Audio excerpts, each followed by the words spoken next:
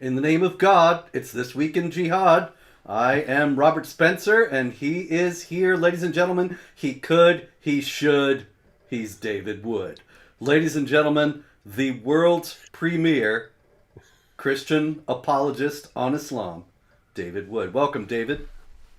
Uh, how much of your week did you spend thinking that one up, Robert? About 5.5 days.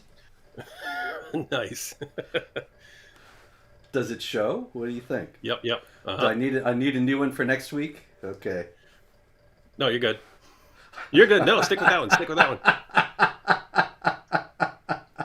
one. Okay. Anyway, got a lot of jihad here, ladies and gentlemen. As always, some of the same old stuff. I mean, that is the mind-numbing aspect of this. I have been tracking jihad for 20 years now on a daily basis, and I can tell you that there's just mind-numbing similarity. David, I'm sure you can also attest to this, that there's so many stories. I mean, we've done it here. You know, what did they say, David? Allahu Akbar. Where did they strike them, David? On the neck. And it's all you have to do is just change the name, change the place, and it's all the same. But this week, a little bit different takes on a lot of the same kind of thing. So why don't we start with the kinetic jihad, the actual violent jihad attacks, of which there were unfortunately quite a few this week. And we'll go to Mozambique. I'd like to spend some time in Mozambique. The sunny sky is aqua blue, but in Mozambique, over the past week, aside from the couples dancing cheek to cheek, there was jihad activity. And Mozambique's president, Felipe Jacinto Nyusi, he confirmed that in the Nampula province, 6 people were beheaded and 3 others were abducted. Now, interestingly, he said that the jihadis had been trying to recruit people in Nampula province and were unsuccessful. And he said, therefore, they are very nervous. And he ascribed these beheadings to their nervousness. What on earth do you think that he could possibly mean by this, David? I have no idea because, I mean, I'm totally detached from reality. Yeah, I do think he's totally detached from reality. And that's that's really the lesson here, that this is yet another dumb infidel. Felipe Jacinto Nyusi, president of Mozambique, despite the illustriousness of his position, he does not demonstrate any keen awareness of what he is dealing with in jihad. I think the jihadis are anything but nervous. They believe that they are fulfilling the commands of their deity, and consequently, they feel serene, really, not nervous at all. All right, shall we? And Yes, sir. what would there be to be nervous about? I mean, you have an ideology with 1.6 billion adherents that commands its followers to violently subjugate the entire world whenever possible. What could go wrong? Well, you say what could go wrong. That's actually a very good point. Because what you have is the foolproof win-win situation that has made jihad so formidable all through the 14 centuries of its existence. You have, if you win, you can take the property and the women of the warriors that you kill. And if you lose, you get the heavenly virgins. So in either case, you have the victory of the pleasures of the flesh. And so this created, unfortunately, quite a formidable fighting force throughout history. We just want to be clear. That is not something that jihadis invented. That was the promise from Muhammad. And that was when he really started getting tons of followers. I mean, he preached for over a decade in Mecca and didn't win a whole lot of followers. These weren't exactly Billy Graham crusades with, thousands of people coming forward. It's when the message of Islam became, hey, join me. And there are only 2 possibilities. We You survive and we split the spoils, or you get killed and you go get your virgins in paradise. So either we beat these guys and we take their women and daughters for ourselves, or you die and you go to paradise, and there you get your virgins, and you get your I'm not making this up. This is in the Muslim sources. You get your miraculously powered erections. Allah gives you these eternal erections, and then you start having sex with your virgins. But then at night, when the virgin, at night while you go to sleep, after you've deflowered the virgin, Allah restores her virginity. So once you cycle through all your virgins, and you want to go back through the cycle again, then Allah has restored their virginity for you. He's restored their hymens. So the promise is you literally get to spend eternity deflowering virgins with a penis that never goes limp. It's It like, just it's so absurd, David. We've been here before, but I just don't see how anybody could think that's the highest longing of the human soul, to just have sex all the time. and what's amazing is it shows you what kind of followers Muhammad was winning. But then when there are people that doesn't appeal to, then Islam's just about submission to God and so on. Then the message changes. But that, ladies and gentlemen, that was Muhammad's main selling point. Yes. Eternity deflowering virgins if you just join me. And this is very important to note, to contrast with Christianity and other religions as well. You have, for example, Charles de Foucault, who was a French bon vivant who had a conversion and went to live in the desert in North Africa trying to convert Muslims, but they killed him instead. And he wrote about how he had realized that when he was first studying Islam that it could not possibly be true, because he had experienced the pleasures of the flesh. And while he appreciated them, he knew that they did not satisfy the soul ultimately in its longing for God, and that consequently he was looking for something else. Little shift here, David. I did want to ask, I'm curious about this question that's in the comments. I have my own answer, but since it's addressed to you, what do you think? Do you see What's it the question? there? Oh, I'm sorry. I thought you saw it there. Honest question. David, have you ever met a reasonable Muslim who speaks with logic and reason? Um, I mean, that's I'm thinking, because everyone has a degree of irrationality and so on, and so there's a spectrum. But yeah, you find Muslims who are much more logical than other Muslims. But insofar as they become more logical, they're usually diverging more and more from Islam and sort of inventing their own religion that they're just calling Islam. So you could have a religion and think that it's Islam, and it really is just about submission to the one creator of the universe and so on. But you have to do so much gymnastics to get to that if you have a position, if you have sort of a theology that is rational and logical, you're not going to be able to say that it's really Islam without being irrational, right? You're going to have to be doing some insane gymnastics to get to that. So Islam just doesn't really allow that. Yeah, I can say in, wow, 40 years now of interacting with Muslims in all kinds of circumstances, when it comes to Islam and to trying to have a rational discussion about the accuracy of what is asserted historically, the veracity of the Quran, various other things, I have never in 40 years, a Muslim who was a pious believer who was willing to engage intellectually and to actually consider the difficulties in the Islamic presentation. I mean, for example, I remember way back in college in like 1982 or so, there was a Muslim guy I used to frequently talk to and have lunch with, and he was trying to convert me, and I was trying to convert him. And he said, the Christians corrupted your scriptures. And I said, well, chapter 10, verse 94 of the Quran says, if you're in doubt concerning that which we've revealed to you, then consult those who had the scriptures before you, which indicates that the uncorrupted scriptures must have existed at the time of the revelation of the Quran. So where'd they all go? But I could not get him to face that very simple point or to consider it rationally.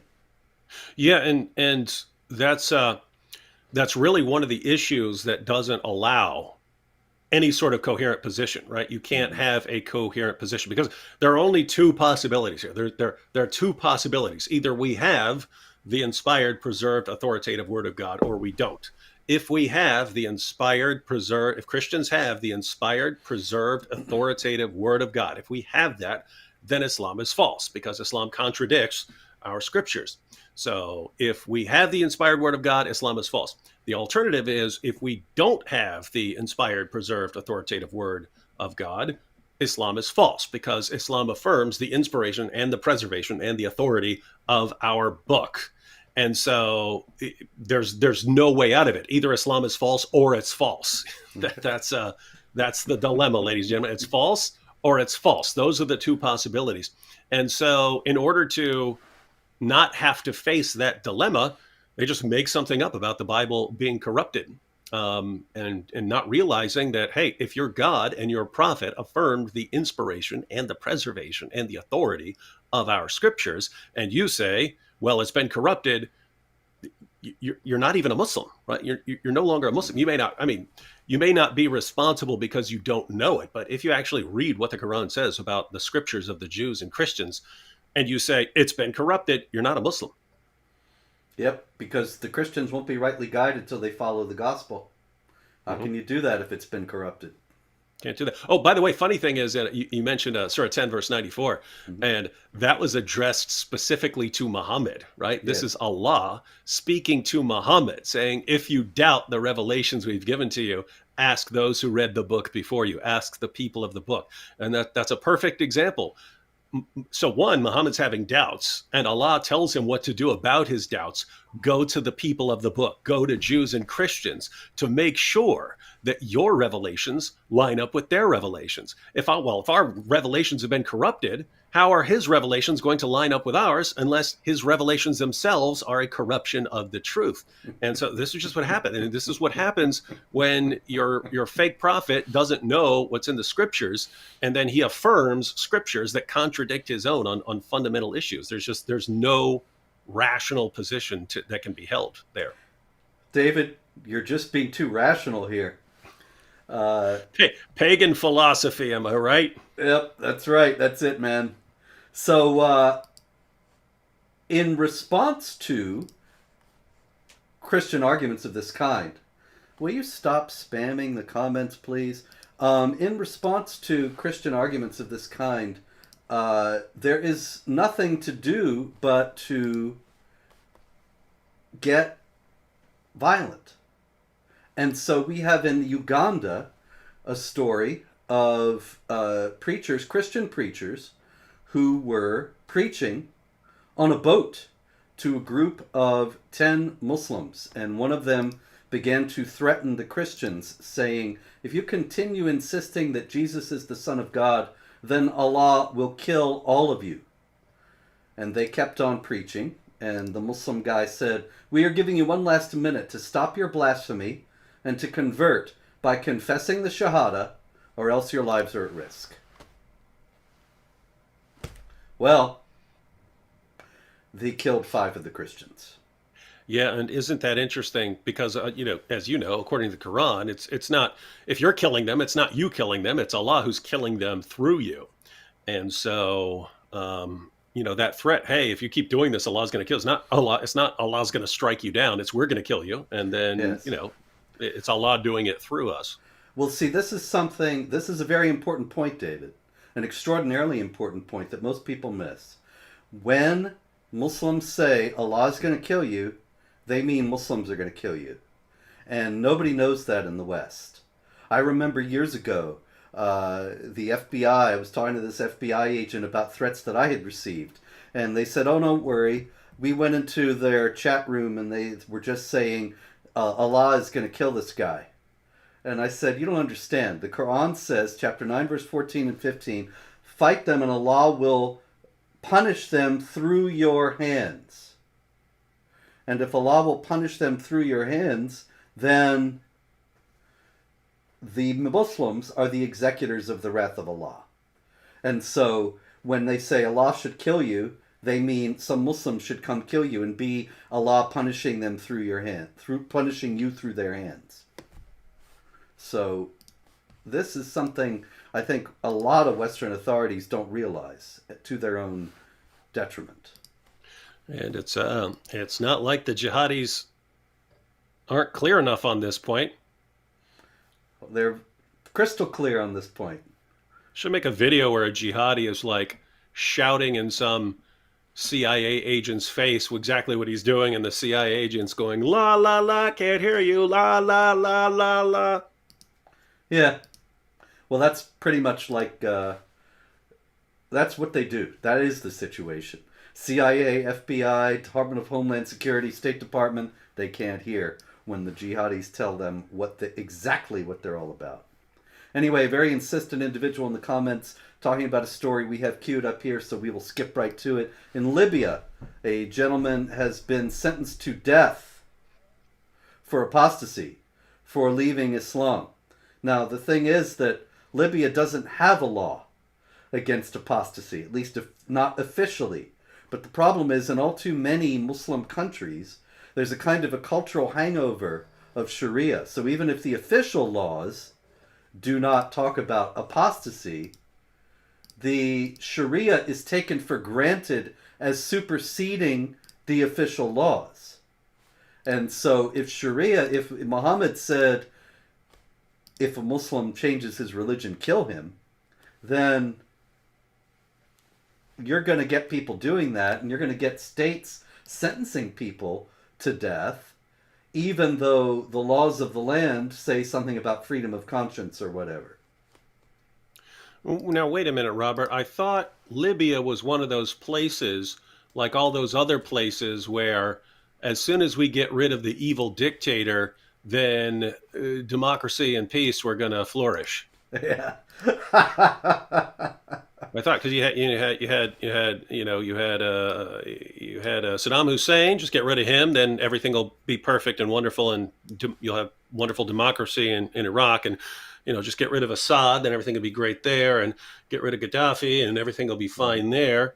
It's it's funny, we have that mindset in the West because that's what worked here, right? Hey, get rid of that tyrant King George, and then we'll have democracy and everything will be great. And it's built into our minds because Islam isn't the problem, and because everyone's just average people are these peaceful, democracy-loving, Western-loving people. And so, what's wrong in the Middle East? We have all these horrible dictators who are the problem. So just do what worked for us, get rid of the dictator, and then peace and democracy and love for the West, and we'll all embrace, and the hearts of the jihadis will melt, and then in every case we get rid of the evil dictator, and it's a bloodbath.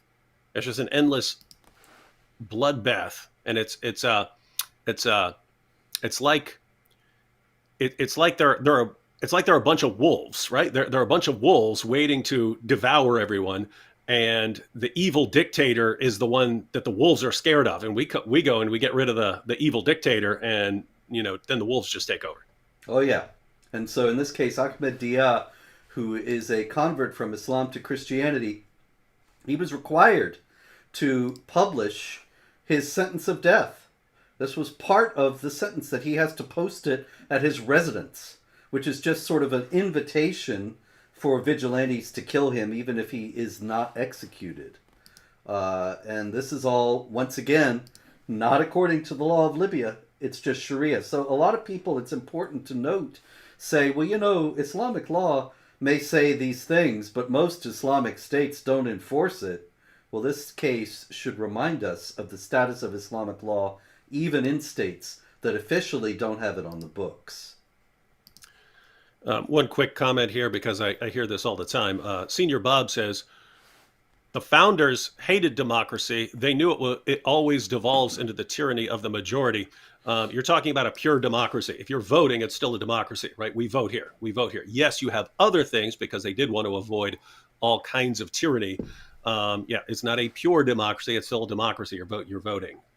So you can call it a constitutional republic. You can say we've got a constitution and we got the system of checks and balances and so on. This is a form of democracy, not a pure democracy. This is true. Say, David, do you remember Ali Muhammad Brown? Name sounds familiar. Who was that? Ali Muhammad Brown was the Muslim from Washington State who went on a jihad killing spree in 2014. You're not narrowing it down. You're not Yeah. narrowing it down enough because that's like, Okay, he shot a guy walking home from a convenience store. He shot two young men that he met on a gay social networking app. And then he went to New Jersey and he shot a guy at a red light. And so he is up for 3 murders, and he was given an additional 93-year sentence. He already has a life sentence, but he was given an additional 93-year sentence. I think these things are pointless virtue signaling and a waste of the taxpayer money, really. I mean, the guy's already got a life sentence without parole, and you're going to give him, what is his skeleton going to be in the jail, in the prison cell for another 93 years? It's silly. But anyway, that's why he's in the news this week. And so he said, and I thought this was a very telling quote, David, I decided to do those things because I was misguided by Islamic Jihad. That's what Ali Muhammad Brown said. And I thought, misguided? Now see, that's probably he means that he got Islam wrong and it's peaceful. Because that's what they always say when they're trying to get clemency from the court. And the court doesn't know anything and often falls for it. But he said it in such a way that he was misguided by Islamic Jihad. I thought, well, yeah, that's right, he was. darn right. Yeah, and it's a weird situation because since Islam allows deception, right? Since Islam allows that, since Islam allows people to smile in our faces while cursing us in their hearts and so on, it's a weird situation where a person who says, hey, I was misguided and I renounce jihad, well, that person could have actually figured something out that makes him realize that was a stupid, bad thing to do. But at the same time, he can follow his religion and lie and say, oh, yeah, I figured out that was all wrong. And in other words, either way, he'll say the exact same thing. So him saying it tells you absolutely nothing about whether he has really renounced jihad or not. Exactly. And it's the same thing we've seen over and over again. If a CARE spokesman is saying Islam is peaceful and tolerant, well, in a context where Muslims make up about 1% of the population, he's supposed to say that, even if he wants to violently subjugate the entire world and slaughter all of us. So he may really believe that Islam is peaceful and tolerant, in which case he'll say that, or he may not believe it and he actually wants to kill us.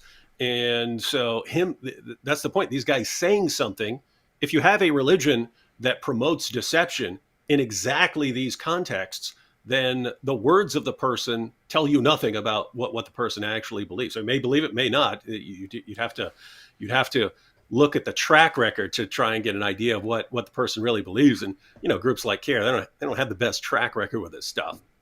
This is true, but Westerners, I have learned through bitter experience that if you say somebody is lying, then you look bad.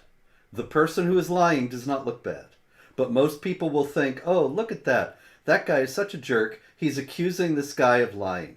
They would sooner believe Ali Muhammad Brown and CARE than somebody who has the poor taste as to point out that they are being deceptive. It's just it's a strange fact of human nature in the West.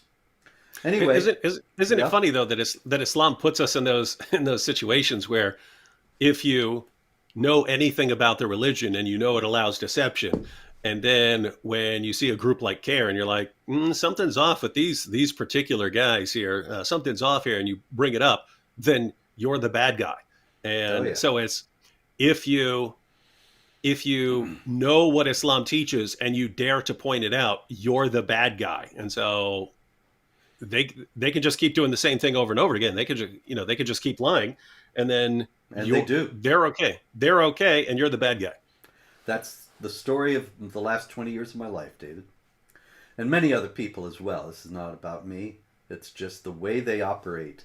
They lie. People don't realize they're lying and don't want to believe they're lying. They smear the people who tell the truth about them, and so on. But anyway, let's go on to Germany, where we have more violent jihad, unfortunately, in a pizzeria in Germany. A Somali Muslim migrant, Abi R, attacked an Iraqi Yazidi refugee, Nayef A. And so you have in Germany now an ancient hatred that has been playing out in Iraq with the persecution and genocide of the Islamic State, ISIS, against the Yazidis. You have now this same thing going on in Germany. But what's interesting is that he attacked the Yazidi. He chased him with a knife, ultimately killed him in a pizzeria, and he explained ingenuously, he insulted my religion. He had to die. We've heard that quite a bit in recent months, haven't we? Yeah, I think there's a real run on that sort of thing going on right now. The jihadis are emboldened by the stabbing of Rushdie, and they think they want to take out some other high-profile critics of Islam, as well as anybody, excuse me, anybody who is perceived as insulting Islam at this point. Yeah, and you and I have discussed it that whenever someone is successful and viewed as a hero for something he's done, you get these this wave of copycats right afterwards. And so the guy who stabbed Salman Rushdie recently, now it's just gonna be the in thing to do once again for a while. Yes, quite so. And so we have also some of the random attacks. As always, in Germany, a Muslim from Afghanistan. What do you think he was yelling, David? Great Karnak says, Allahu Akbar. Your streak continues. I'm like It's 400. I'm like 487 and 0 right now. yeah, I thought he was. No one's ever been this right. That's true. I thought he was going to be yelling, "I love my dog," but no. No, this MAGA country. That's right. He didn't yell that either. All right, we got.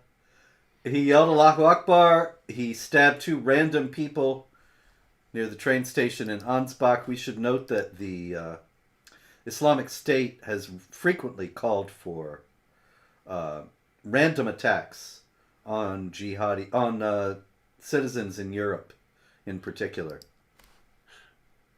Robert, Yes, sir. quick question from the relevant question from the chat that I was wondering here. Someone said, "Has there been an update on Rushdie?" I haven't seen anything since the initial. He was saying he was in the hospital and he got stabbed in the eye or something like that. And I haven't seen anything, but I don't know if I just missed it. No, I don't think so. I would have seen it because I don't do anything else all day but track this. And since they said that he is likely to lose an eye, has extensive nerve damage in his arm, and other damage to his liver, I believe it was, that's all that I've heard. But that was actually right after the attack. There have been no updates to my knowledge. May have missed it, but I don't think there have been any updates since then. Still in Germany, we have a couple arguing in their apartment, and the man took out an axe and began hitting the woman with the axe, killed her in the Friedrichsfelde district of Lichtenberg on Lohenberger Straße. Yeah, and Ja, du hast recht. yeah, yeah. And anyway, uh, he is yet another Muslim migrant, and so here again we have the phenomenon that we've discussed many times, that the Quran and Islam don't say you can kill a disobedient woman, but when you can beat one, sometimes it's hard to know where to draw the line. And I mean, we've also pointed this out before. If she's diverged so far that you can put her in the apostate category, then you can. Point is, you can justify just about anything Mm-hmm. involving violence against someone who's upsetting you um, in Islam, and this kind of ties in. You're talking about the person being an immigrant. Um, this ties into what we were talking about before. Since Islam allows deception, someone's applying for refugee status or just immigration or something like this. If that person really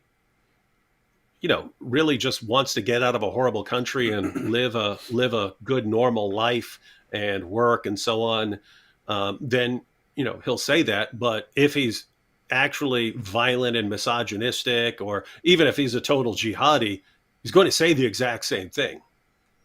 In other words, Mm-hmm. they're all going to say what you want them to say. What you want them to hear, that's what they're going to tell you, regardless of whether they really believe it or not.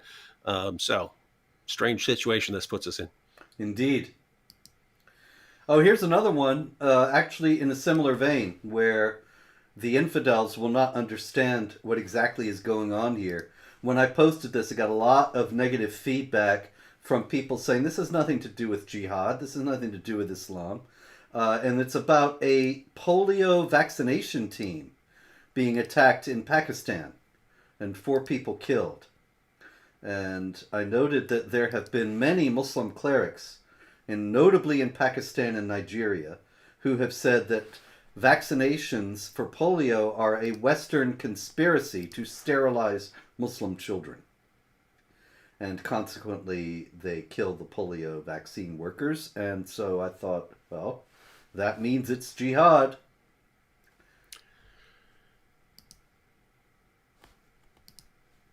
Pretty rough. Indeed. Guys, do you know how bad polio is, ladies and gentlemen? It's pretty bad. Indeed. Okay, shifting gears, we'll go to Egypt. And in Egypt, there's been a very interesting story, terrible story, really. A 4-year-old boy named Shenouda.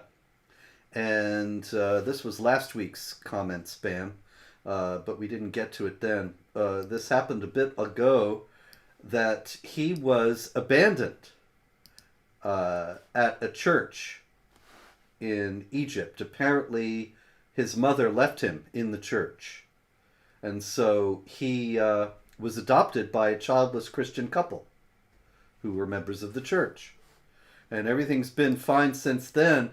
However, it recently came to light that the child has been taken away from the couple and placed in an orphanage.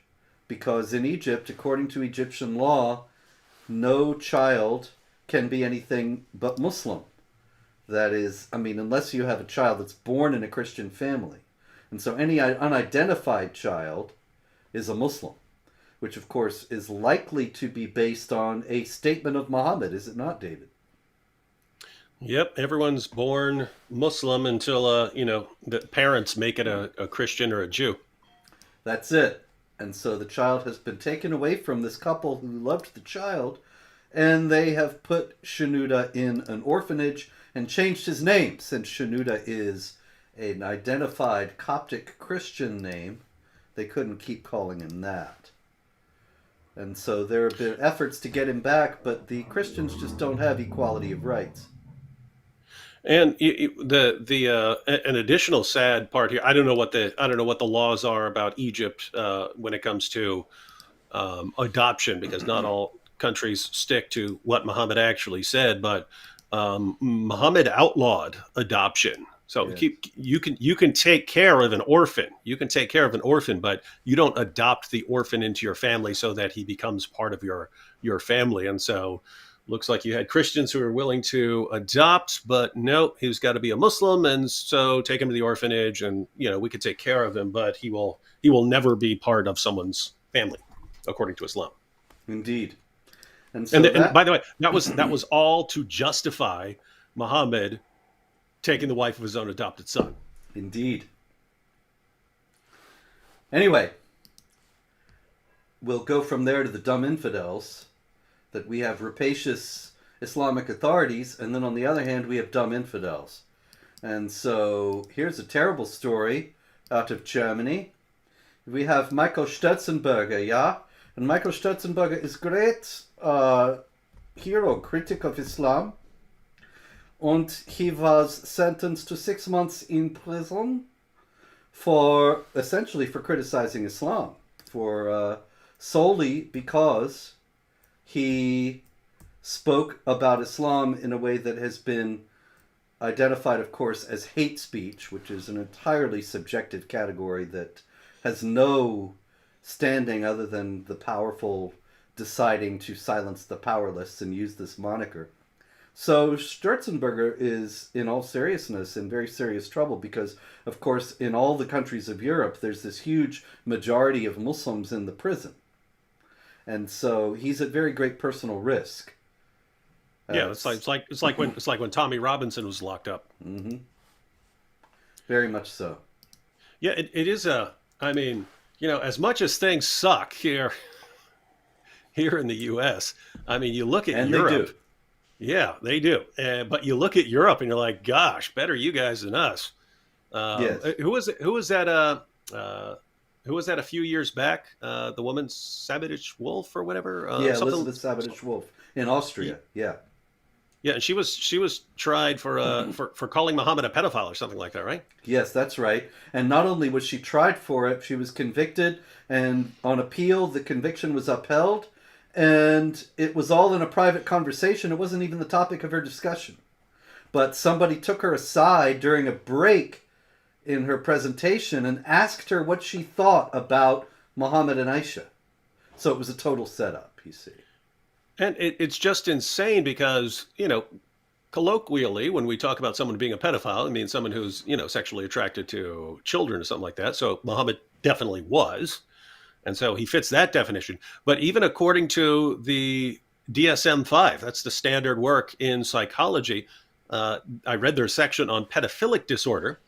And if you are attracted to a child, a prepubescent child, and then you have what's called pedophilic disorder, assuming you're not also a child.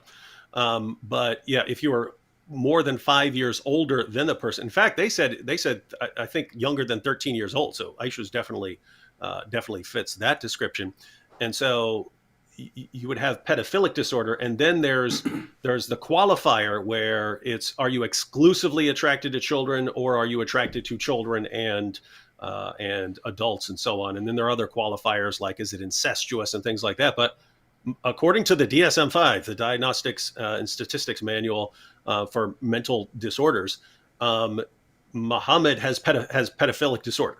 Mm-hmm. And so you say the guy's a pedophile. You're absolutely correct according to the standard work in diagnosing mental disorders, and they'll charge you with a crime for saying it. David, that's insane. When you were looking through the DSM-5, did you find jihad?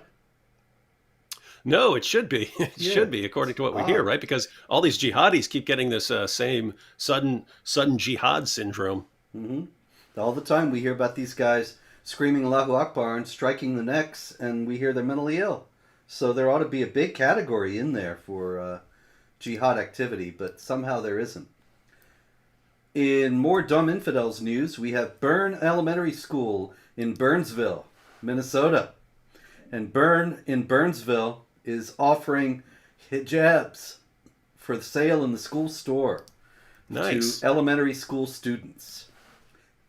David, can you explain to our viewing audience what that means, what the implications of that really are? Well, in the Quran, you're told if you want to avoid being molested, you put on you wear the hijab to avoid being molested. And since this is applying in Muslim societies, it's saying that Muslim men are going to molest you if you do not dress appropriately. And then, and apparently the school board has decided that it's okay to, or the school at least has decided that they can encourage that with little kids. Yep, exactly. The Byrne Elementary School, with its hijab that it's offering, it's got the Byrne Elementary School logo on it. It's very nice. Nice. Yeah, it's school spirit hijab, you see. But they're saying that these girls are sexual objects, that they are legitimate objects of desire unless they have to protect themselves from being molested in accord with the Quran. Of course, the Byrne Elementary School administrators who thought this would be a grand idea to offer these hijabs for sale, they don't have any. They don't have a clue. They don't know anything about what they're doing. But that is indeed what they are signaling. No, and it's probably some Muslim organization going to them saying, "Hey, to be really tolerant and would make us feel that you really, really love us. Start having all the girls in school wearing hijabs there." And if you were to reverse the situation or something like that and say, "Hey, we're gonna have little Muslim girls go around wearing crosses," suddenly they wouldn't be terribly in favor of this new approach, because Yes. tolerance for some strange reason only goes in one direction. Indeed. And there's a very great concern for the separation of religion and state when it comes to Christianity, but the hijab somehow has become secular. So it's okay. Let's just go back to Germany, David. Yeah. Yeah, we will examine this demonstration in Cologne. And there was a rally held on September 10th in the center of Cologne for two women who were lesbians who were sentenced to death in the Islamic Republic of Iran. I don't remember now. Did we speak about that last week? I'm not sure if we did or not. But in any case, two lesbians were sentenced to death in Iran, and there was a demonstration for their human rights in Germany, in Cologne. And you can see the video. The Muslims showed up, and they are very loudly screaming. What do you think they're loudly screaming, David? I got to go with my gut on this one. Allahu Akbar. 475 in a row, or whatever it was. They were indeed screaming Allahu Akbar, and they drowned out the pro-human rights demonstrators. And I thought there is a little bit of a hint of what Germany has in store for its future. Because the people who blandly think that they're going to continue with their secular human rights arrangement in society is they're in for a big surprise, because it's not going to last. And there's a growing number of people in Germany who believe that it is their responsibility before Allah to destroy that secular pluralism and replace it with Islam. Not all Germans speak like Bavarians, yeah? We have this in the comments. It's very important. Yeah. Yeah. Not all Germans speak this way, yeah? Yeah, I used to get in trouble in German class because I'd always speak with some ridiculous German accent. Möchtest du ins Kino gehen? Ja. Yeah, I had the same thing. The professor was always saying, "Stop speaking that machine gun Deutsch." And I said, "What do you mean? Hogan's Heroes." Okay. That's what my teacher said. She said, "This isn't Hogan's Heroes." I see nothing. But it was funny because I wasn't doing Hogan's Heroes. I was doing like they had the characters Hans and Franz on Saturday Night Live.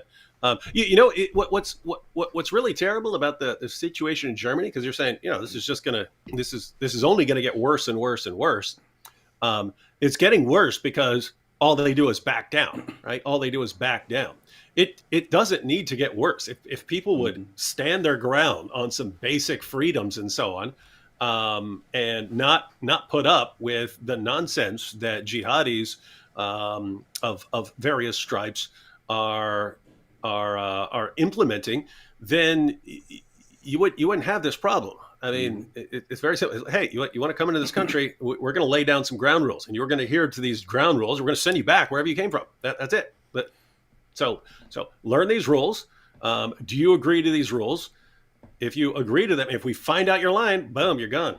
And they won't do that. It's you guys demand whatever you want, call for the death of anyone you want, and scream Allahu Akbar and shout down everything here, and you're fine because tolerance. Exactly. And so they have no clue what they have done to their societies, but ultimately it will be impossible for them to avoid. Actually, yeah, I have the lesbian activists in Iran story queued up here in my women's section. So that is indeed what they were demonstrating about in Germany. Zahra Siddiqui Hamadani and Elham Chubdar were handed death sentence in the Revolutionary Court. That is the Islamic Revolutionary Court. Have you ever noticed, David, how the Islamic Revolutionary Guards Corps, which is the most formidable military arm of the Islamic Republic of Iran, is very frequently in the Western press called the Revolutionary Guards Corps without the Islamic, or the Iranian Revolutionary Guards Corps, so they can keep the IRGC acronym. But many news sites avoid calling it what they actually call themselves, the Islamic Revolutionary Guards Corps. And in this case, there's a story from the UK's Daily Mail, and of course we don't want to upset our friends in Berlin. In Tehran. Yes, great. You said Berlin. yes, of course. Well, we're all friends now. Yeah, but Berlin is now the Tehran of Germany. Yes, exactly. So they call it the Revolutionary Court, but it's the Islamic Revolutionary Court. And what's interesting is to note, David, is that they were charged with spreading corruption on earth. Where does that come from? That's very interesting because that's Surah 5, verse 33 of the Quran, which is this really, really terrifying catch-all, which says that, if you make war against Allah and His Messenger, then the punishment is murder or crucifixion or chopping off hands, or depending on the translation, prison or exile. And this comes right after the verse that all our politicians love to quote, Surah 5:32, where that's where we hear that if anyone kills a man, it's as if he's killed all mankind. They have to chop off what the rest of that verse says, because even that verse allows killing for spreading mischief or causing corruption, depending on the translation. But notice it's if you cause corruption in the land, then there are all these punishments, including crucifixion and dismemberment, and it's this vague crime, corruption in the land. What in the world is that? You go to Muslim commentators, Ibn Kathir says it even includes unbelief. Just not believing correctly, then you could be punished according to Surah 5, verse 33. We point that out when Western politicians and journalists tell us, the Quran says if anyone kills a man, it's as if he's killed all mankind. And they always draw the conclusion, therefore, anyone who's killing in the name of Islam is violating the Quran. They're not real Muslims. When the very next verse literally commands them to kill people who spread corruption in the land, commit that vague crime, which you can accuse anyone of that, right? Anyone you don't like, you can say, hey, you're spreading corruption in the land, now you have to die. That's it. It's a catch-all that the Islamic Republic of Iran uses in exactly that way. And what's interesting also, David, is that Zahra Siddiqui Hamadani and Elham Chubdar, they were also accused of communication with anti-Islamic Republic media channels and this is the kicker, promoting Christianity.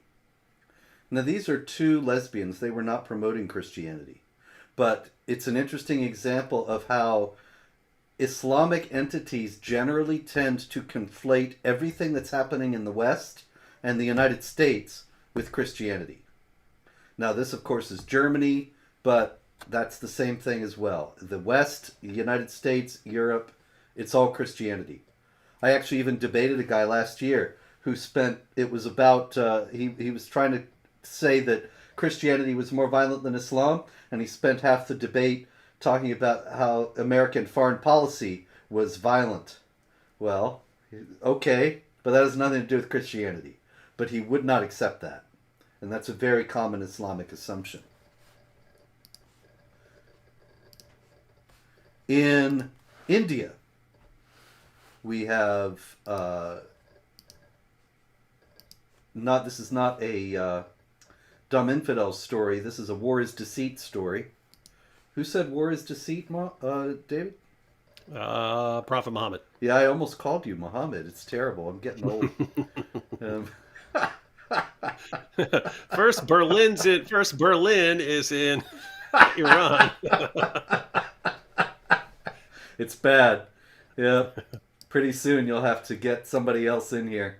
Anyway, he said that he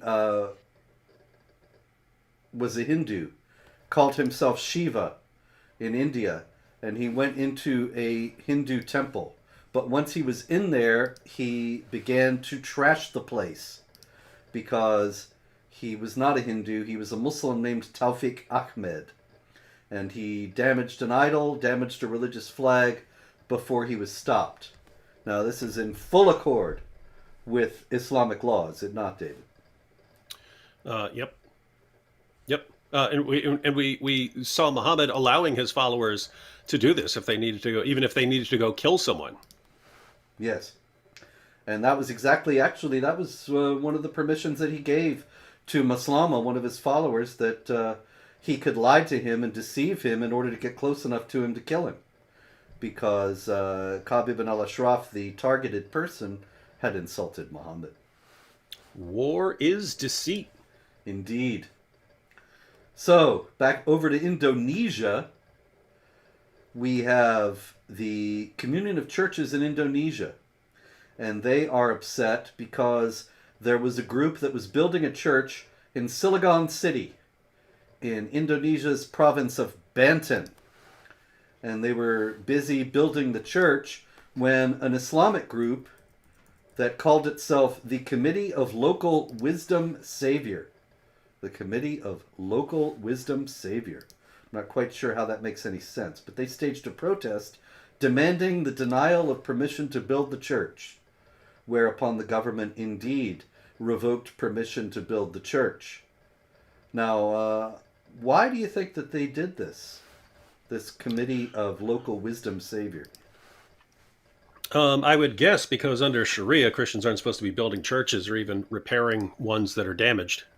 But wait, David, Indonesia is not a Sharia state. Yeah, one of life's great mysteries. Yes. Aceh, one province in Indonesia, is indeed under Sharia, but not the rest of it, at least not officially. But here again, we see what we were talking about earlier about Libya, that these things take place despite the secular laws that are on the books. The Sharia trumps everything. And so Islamic law forbids the building of new churches, then new churches will not be built. Okay, let's see. Here is an interesting story out of Somalia.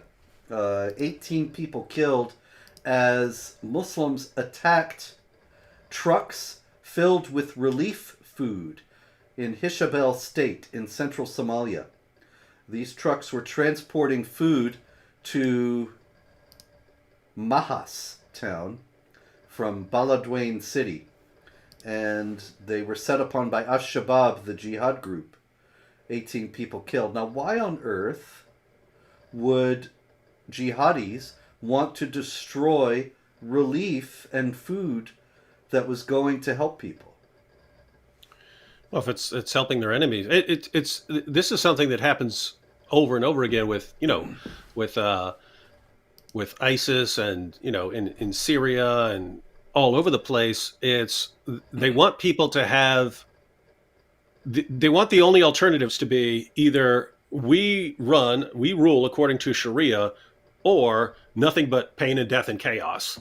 Because they know if people have the choice between Sharia and something better, which is almost anything, they'll choose almost anything over Sharia. But if the only options are, chaos and starvation, then people might submit to it. And so that's those are the options that they want to leave people with. Exactly. Also, remember the Quran says that the Jews and Christians will never be satisfied with you unless you forsake Islam and convert to their religion. So the charity, food relief, things like that, they're considered to be enticements to people to leave Islam. And thus they have to be not only rejected but attacked. I have a question here, a little bit of a tangent, but I did want to answer this. This is Mehreen Mufti asking, Robert, sir, please make a book on breaking of Hindu temple and continuous suffering. Ghazwa-e-Hind, book of Sita Ram Goel, freely available in archive, can help you. Mehreen Mufti, I am happy to tell you that book has been written. I have written it. It exists already. It is called The History of Jihad.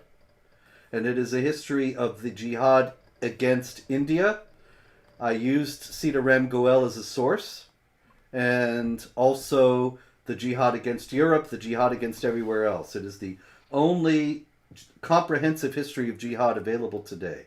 The history of jihad from Muhammad to ISIS. Yes. Yeah, and there's a lot about India there. I mean, you cover the entire history there, and most of that was new information to me, and I've been dealing with jihad for a long time now. Well, that's the thing, David, as you pointed out at the time that the book came out, that most people who deal with Islam on both sides, both the Islamic apologists and people who argue and criticize jihad violence and Sharia oppression and so on, they talk about the Quran and they talk about Muhammad. But that's it. Generally, there's no discussion or knowledge of what happened after Muhammad all the way up to the present day. There's this huge gap between the death of Muhammad in 632, or maybe the time of the rightly guided caliphs, and 9/11. So this book fills that in. And when you leave out that 13 centuries in between, what it does is you get the impression that Muhammad called for jihad and his followers did it, and then eventually things settled down, and then now in the 20th and 21st centuries, some countries got upset and they started doing jihad again. And like, there's not this middle section, what filling in all the those middle 13 centuries. So you have the entire 14th century history of jihad. It shows you how absolutely relentless it's been. Whenever Islam can advance through jihad, it's advanced through jihad, going for 14 centuries now. And I would point out that Islamic apologists have no response to this. They are totally unprepared for criticism of Islamic history. And evidence of that is, do you remember that guy Asadullah Ali, I think his name was? Asadullah, anyway. And he made a couple of videos. I watched a bit of the first and I thought, oh, that's silly. So I stopped watching them because the guy was saying that Muhammad didn't mean terror when he said, I've been made victorious through terror. He meant fear of God. And I thought, well, Muhammad's whole career, setting Kanana on fire to get the treasury out of him and raping Sophia right there on the battlefield, and the whole deal is terror. And so it's hard to sustain that argument. But I knew when he made the first video criticizing the first chapter about the Quran and Muhammad, in the first couple of chapters, that he would stop before he got to all the Islamic history. And sure enough, he did. They have no way to deal with that, because what are they going to say? They can't say it didn't happen, and they can't say that it wasn't based on Islamic teaching. So this is a very vulnerable point for Islamic apologists. And little side note, Asadullah Ali, he's the one who had a famous clip. I think he tried to take it down once he realized we were going to start using it, but then we had it anyway. But he's the one who was speaking to a mosque and telling them about the problem. He said he's personally, just in going around speaking, he's personally met hundreds of young Muslims who no longer believe in Islam, but they're living as Muslims. He said they're teaching. They're teaching. They're quoting the Quran. Some of them have the Quran memorized. They're in madrasas and so on, and they don't believe. They're just terrified of announcing it. So they're coming to him saying, "Hey, I don't really believe any of this. What do I do? Because I'm terrified," and so on. And he's not saying there are hundreds. He's saying he's personally met hundreds. So I mean, if this guy is not even terribly popular, has met hundreds of Muslims who are living as Muslims but actually don't believe any of it. How many are actually out there?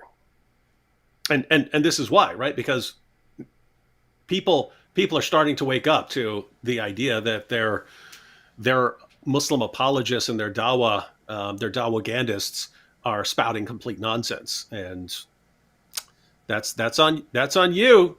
That's on you, dawagandists. Exciting times, David. Oh, greatest time in history. Yes, indeed. As terrible as everything is in the world, with all the stupid nonsense we have to put up with, if you want to see Muslims leaving Islam, there is no greater time to be in all of history. That's why you could say, David, where do you want to be in history? Right here. Yep, this is it, man. Well, ladies and gentlemen, that brings us to the conclusion of another thrilling episode of This Week in Jihad. We'll be back next week, I think. I might be on the road, but we'll be back soon with more jihad, unfortunately, because it just keeps coming. Thank you for watching, and God bless.